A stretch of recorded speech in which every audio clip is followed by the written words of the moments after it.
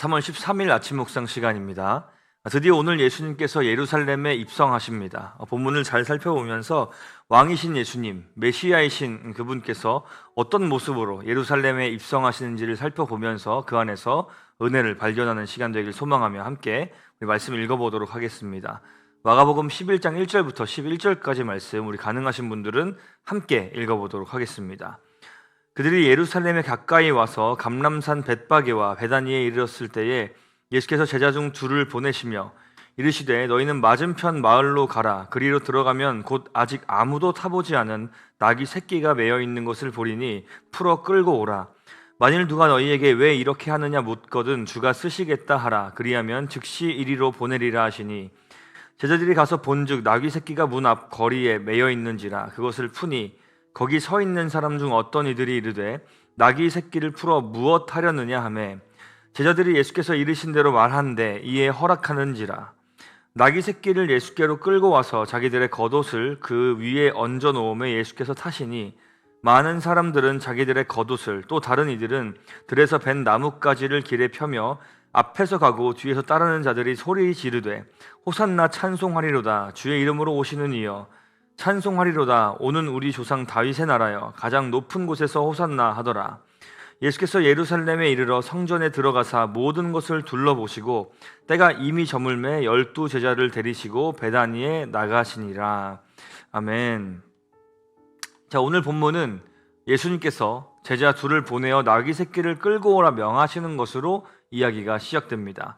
예루살렘에 입성하시기 직전에 벳바게와 베다니 근처에 이르렀을 때에 건넌 마을로 가서 나귀 새끼를 끌고 오라고 하시는데 정확한 위치와 맞이하게 될 상황을 언급하십니다.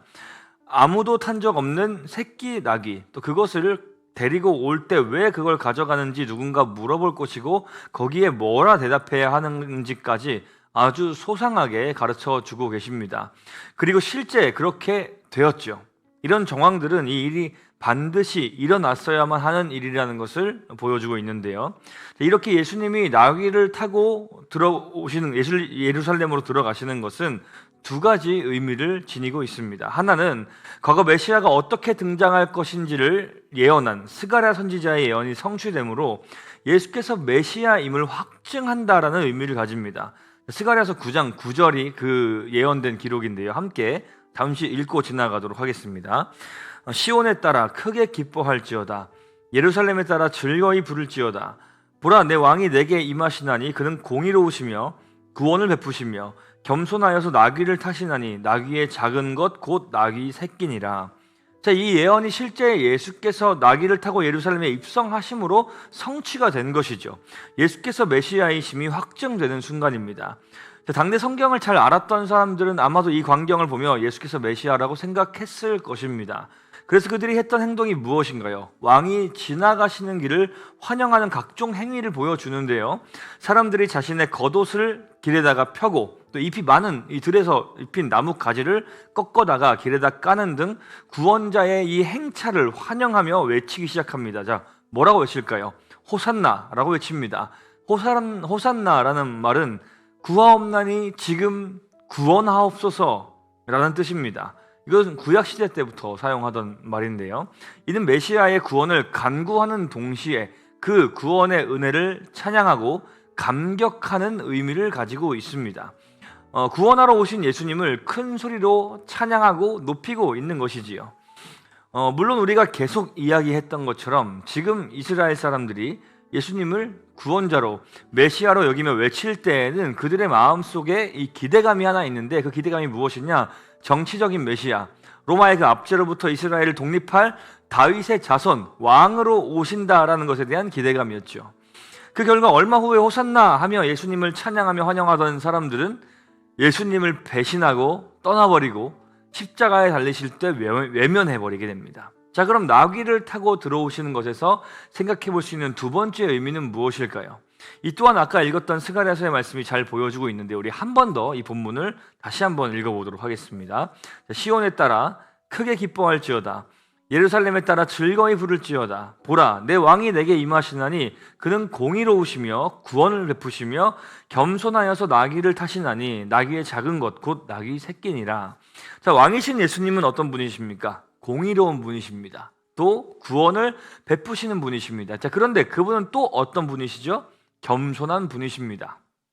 왕으로서 굳이 멋들어진 말을 타고 들어오는 것이 아니라 그것도 낙이 새끼를 타고 들어오시는데 그 이유가 무엇이냐? 예수께서 겸손한 왕, 새 번역어로 보면 온유한 왕이시기 때문입니다. 겸손하다, 온유하다라는 것을 언급하는 이유가 무엇일까요?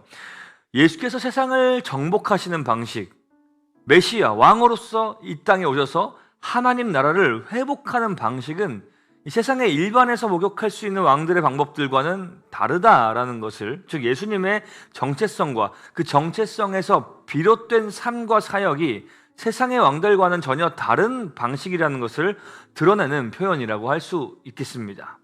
성경이 쓰인 당시, 사실 지금도 이 세상의 방식이 크게 그 옛날과 다르진 않은 것 같습니다만, 그 당시의 왕들이 전쟁에서 나라들과 사람들을 정복할 때 어떤 방식을 사용할까요?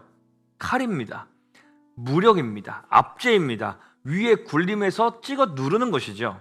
이것은 당대 사람들에겐 너무나 당연한 일이었겠고, 아마도 이스라엘 사람들도 예수님께 기대했던 것들은 다윗이 그랬던 것처럼 이방 세력, 이 외세를 몰아내고 과거 다윗의 통일 왕국 시대에 강력한 국권을 가진 이스라엘을 다시 회복하고 세우는 것, 그들은 그런 일이 일어나리라고 기대하고 또 그런 일이 일어날 것이라고 믿었을 것입니다. 그러나 예수님은 어떤 삶을 사셨습니까? 우리가 지난번에도 한번 다뤘던 것처럼 예수님은 낮아지셨습니다.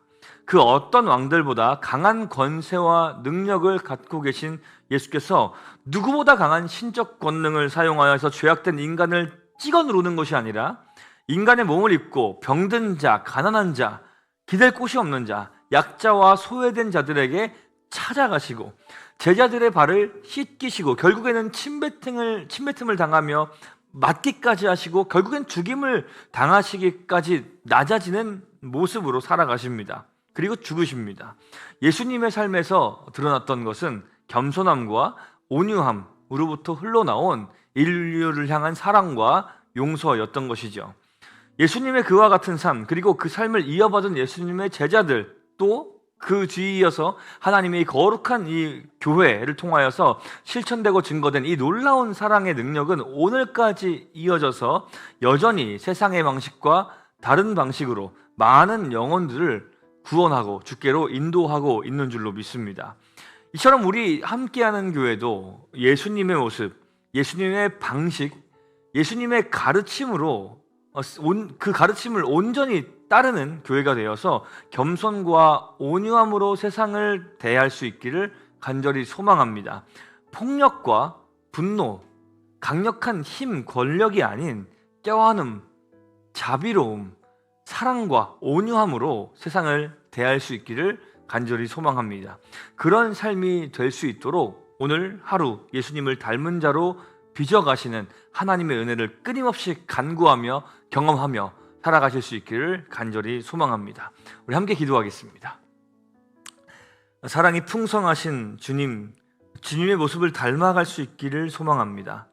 세상이 취하는 방식, 타락한 심성으로부터 나오는 힘의 논리로 세상과 사람들을 대하는 것이 아니라 겸손함과 온유함으로부터 나오는 사랑, 공감, 자비, 포용 등 예수께서 우리에게 보이신 그 모습으로 많은 사람들을 대할 수 있기를 간절히 소망합니다.